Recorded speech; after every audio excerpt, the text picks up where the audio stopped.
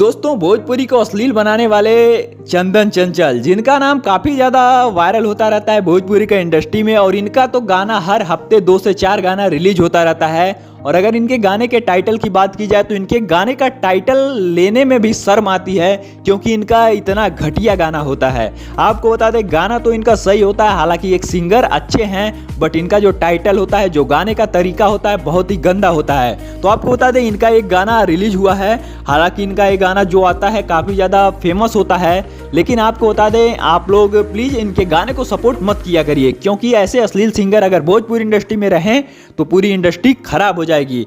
तो आप लोग अपनी स्क्रीन पर देख सकते हैं इस गाने का टाइटल क्या है। अगर आप लोग सुनना चाहते हो तो जाके सुनिएगा और हमें कमेंट में बताइएगा कि क्या चंदन चंचल असल में अश्लील गाते हैं या नहीं गाते हैं। तो आपको इनका गाना कैसा लगता है कमेंट में जरूर बताइएगा।